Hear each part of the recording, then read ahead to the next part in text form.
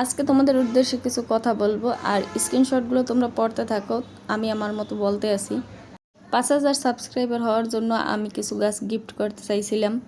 আমি যাদের যাদের নাম করছিলাম তারাও ছোটো মোটো একটা বাগানি, সেই অনুযায়ী আমি কিছু মানুষকে গাছ গিফট করি। কিন্তু এই যে শরীফ রিফাত, সে তো রীতিমতো আমাকে জেরা শুরু করে দিছে। আমি ফুল গাছ দিছি, সেই ফুল গাছগুলো বাঁচবে কি না বাঁচবে সেটা তো আমার দেখার বিষয় না।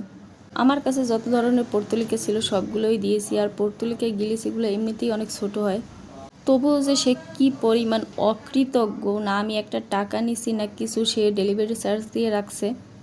যেমন আমি পর্তুলিকার সব ডাল দিয়েছি, তাছাড়া মাধবীলতা, নাকচাপা, বাটার কাপ, নয়নতারা, অপরাজিতা, আরও বিভিন্ন ধরনের গাছের আইটেম তার জন্য দেওয়া হয়েছে।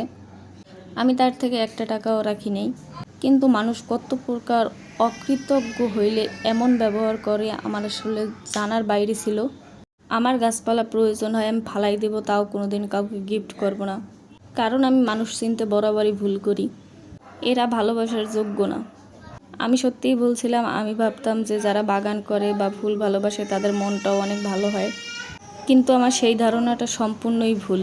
আমি আমার শিক্ষা পেয়ে গেছি।